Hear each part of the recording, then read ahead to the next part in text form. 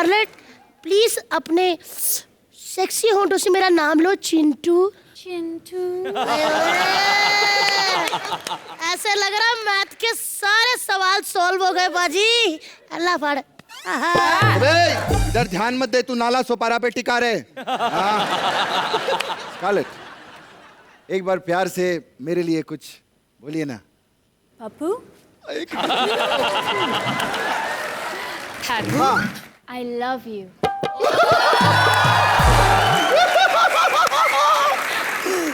भैया।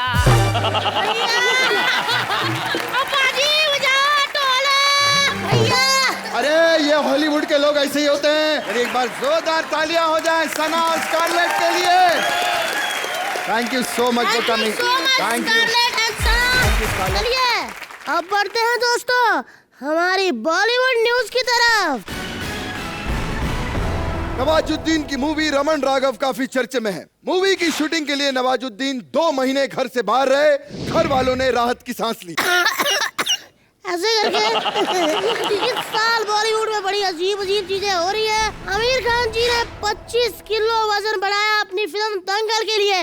उन्होंने कहा है इस बढ़े हुए वजन के साथ फिल्म हिट हुई तो ठीक है, वरना 25 किलो बढ़े हुए वजन के साथ वो भोजपुरी फिल्मों में एज ए हीरोइन काम करेंगे। डेजी शाह, गौर फरमाइएगा, डेजी शाह का कहना है कि ये साल वो सिर्फ बड़े बजट की ही फिल्में करेंगी। ये तो वही बात हो गई कि आदमी को खाने को दाल चावल नहीं, लेकिन खाने में पिज्जा चाहिए।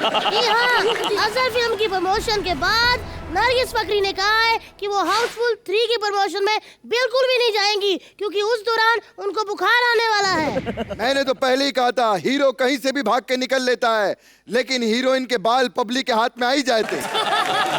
इस साल बॉलीवुड में कुछ अच्छी चीजें भी हुई हैं। क्या? जैसे जैकी भगनानी अब बन गए हैं प्रोड्यूसर। मुझे पहले ही मालूम था ये बंदा बहुत टैलेंटेड है, जल्दी समझ जाएगा कि एक्टिंग नहीं हो पाएगी भैया, प्रोड्यूसर ही ठीक है। विवेक ओबराय, आप भी सुन रहे हैं कि नहीं? मतलब विवेक भी प्रोड्यूसर बन जाए? नहीं, मैं कह रहा हूँ कि वो प्रोड्यूसर बन गए। विवेक, आप उनसे काम मांगिए। ब्रेकिंग न्यूज, अजहर की रिलीज के बाद प्राची देसाई के पास एक भी डेट फ्री नहीं है। 30 के 30 दिन बिजी है वो काम मांगने में।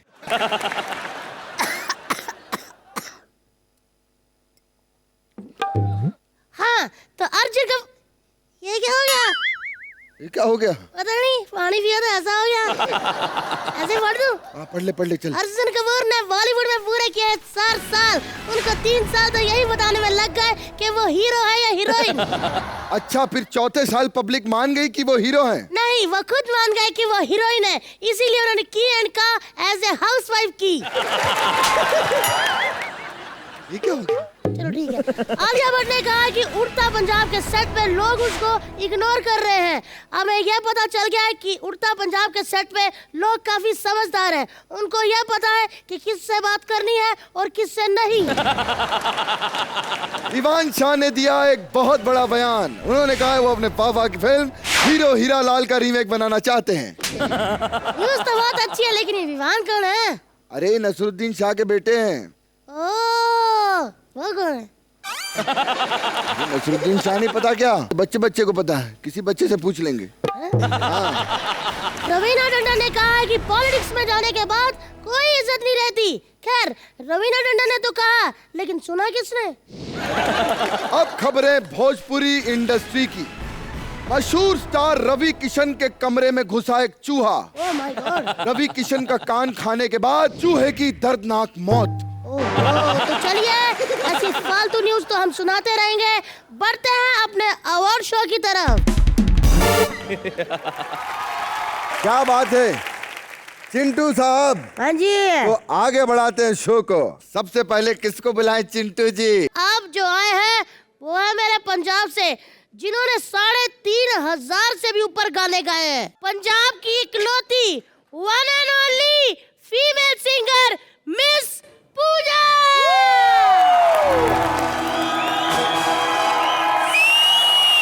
क्या बात है।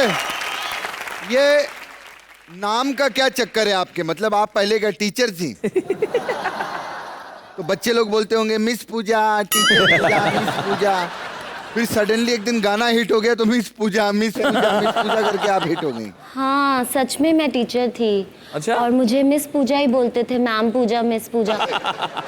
मिस पूजा से मैं पूछना चाहता हूँ कि मिसेस चिंटू कब बनेंगी आप? अभी मेरा कोई ऐसा इरादा नहीं है। मेरा पूरा इरादा जी। तो बचा लो। अरे आइए मैं आपको बचाता हूँ। क्यों? मैं हूँ बचाने के लिए, आप डरिए मत, मैं आपके साथ हूँ। चिंटू बचाओ, अब इधर से बचाओ। वैसे मिस पूजा, हमने सुना कि आपने 3000 से भी ऊपर गाने गाए। आपको पता, आपका और मेरा सेम है। सेम है? आपने 3000 गाने गाए और हमें 3000 पेमेंट मिलती है। हमें मतलब अपने पप्पू को।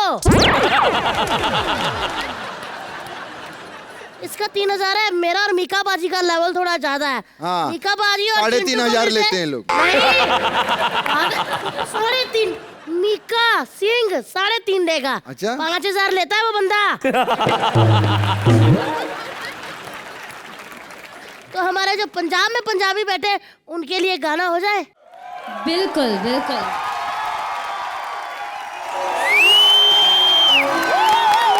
नल्ला अवार्ड में आई हैं, इनका अवार्ड देना बनता है। हाँ जी, लाओ भी अवार्ड।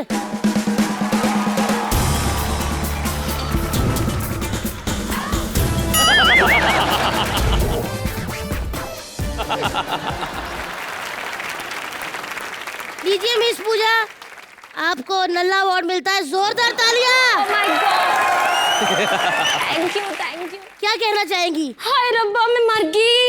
मैनू इतनी खुशी हो रही है ना ये अवार्ड लेके। सीरियसली मेरी जिंदगी का सपना पूरा हो गया। बस मैं ही सपना देखती सी दिन राती। चलिए, thank you so much miss Pooja. Thank you आप very आते रहिए, हमको ऐसे हंसाते रहिए। हटना, हटना छोड़ के। बाय। ऑडियंस, मजा आ रहा है आप लोगों को? हाँ। चलिए अब आपको एक ऐसा खूंखार मजा दिलाते हैं। Ladies and gentleman, please welcome Ram Gopal Verma. ऐसे हैं सर। ओके। हमारे सर नल्ले अवार्ड में आके कैसा लगा? ये सर अवार्ड फंक्शन हो रहा है बहुत बड़ा, इंडस्ट्री में ऐसा अवार्ड फंक्शन पहले कभी भी नहीं हुआ। नल्ला अवार्ड। नल्ला का मतलब क्या है? सर नल्ला मतलब ऐसा जैसे वाट लग गई। हाँ, मतलब एकदम वाट लग गई हो, दम नहीं है, मजा नहीं आया। नल्ला ऐसा। ओके। नल्ला टाइप। सर ऐसा कभी आपने लाइफ में सोचा था कि जब आपने शुरुआत की थी अपने करियर की, हाँ। कि जैसे SRK हो गया, शाहरुख खान SRK, ऐसे ही राम गोपाल वर्मा RGV, ऐसे दुनिया बोलेगी एक दिन। लेकिन आप जानते हो क्यों है? आपको आज ही क्यों बना है? क्यों? इसलिए कि मेरे बारे में इतना फालतू चीज़ लिखते हैं, राम गोपाल वर्मा उतना पेपर का वेस्ट हो जाएगा, इसलिए RGV कर दिया। To save paper and printing energy, typing energy. खैर अभी इन्होंने एक और खूंखार फिल्म बनाई है, वीरप्पन। एक बार वीरप्पन के लिए जोरदार तालियां। सर वीरप्पन का थॉट क्यों आया सर? इतने सारे डाकू हैं हमारे हिंदुस्तान में। इसलिए कि वीरप्पन सबसे बड़ा डाकू है, और अगर आप पिक्चर बनाना है तो सबसे बड़ा स्टार के साथ बनाते हैं, नो? तो डाकू के ऊपर तो सबसे बड़ा डाकू के साथ बनाना है, ऐसा सोचा मैं, इसलिए वीरप्पन को निकाला है जंगल से। सर आपसे एक बात पूछनी है, आप इतनी जंगल मार दहाड़ वाली गुंडों वाली फिल्में बनाते हैं, तो आपके अंदर फीलिंग भी वैसी आ गई होंगी। घर जाके कभी सर नौकर के सर पे गन निकाल के रखते हैं, चल बे खाना लगा। ऐसी फीलिंग तो नहीं आती? मेरा नौकर पहले मेरे से पहले दाऊद इब्राहिम के साथ काम करता था, दाऊद इब्राहिम के साथ। तो ऐसे सर पैंट ठीक कर लो। तो वो मेरा सर के ऊपर गन रखता है। वैसे आपको एक बात बता दे, हमने रामू जी के बहुत फोन किए थे नल्ला अवार्ड के लिए कि आइए हमारे शो में, आइए आइए आइए।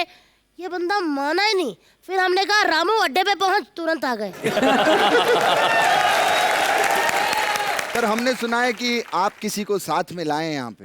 लीजा। क्या बात है, जोरदार तालियां हो जाए रामू और पिज्जा के लिए। पिज्जा? एक मिनट, अब अबे पिज्जा नहीं है, लीजा रे है, लीजा। अरे भैया जाने दे, वो लीजा नहीं पिज्जा ही है। देखो तो सही क्या टॉपिंग है, क्या चीज है, इतना गरम पिज्जा ही होता है। अरे खैर, हमारे गेस्ट आए हैं घर पे, उनको सोफा तो दे बिठाने के लिए। सोफा? हाँ, इतने बड़े स्टार आए यहाँ पे। रामू सर को बैठा दो चारपाई पे। लीजा आप कम सिट बेबी। ये ऐसी बदतमीजी करेगा छोटा सा बच्चा। हाँ बैठ रही हो, बैठ। चल चल चल।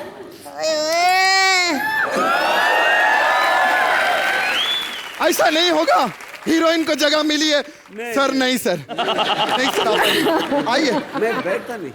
बैठ जाइए आइए सर। सर, आइए सर। नहीं तो आप खड़े ही रहेंगे। मेरे बचपन से मेरा आदत है खड़े रहने का। मतलब आप पंच फूटने नहीं देंगे, कॉमेडी नहीं होने देंगे। चलिए सोफा लेकर आइए यहाँ पे।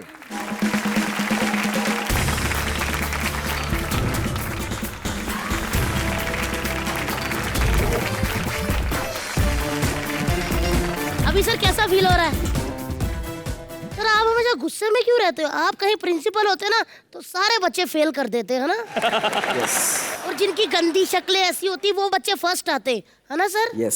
सर ऐसा क्या कारण क्या है, आप इतने गुस्से में क्यों रहते हैं? मैं इतना लोन लिया ही क्योंकि अब हंसा नहीं जा रहा सर। हाँ अब हंसे, मतलब लोन नहीं है सर पे। ऐसा तो नहीं कि सारा दिन ऐसे रहते हो फिर कमरा बंद कर।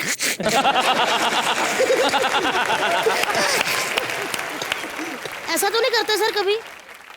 सर मैंने आपकी हीरोइन से एक बात पूछनी है। हाँ जब मैं बहुत छोटा था, अपनी मम्मी के पेट में था, तब मैंने इनकी फिल्म देखी थी कसूर।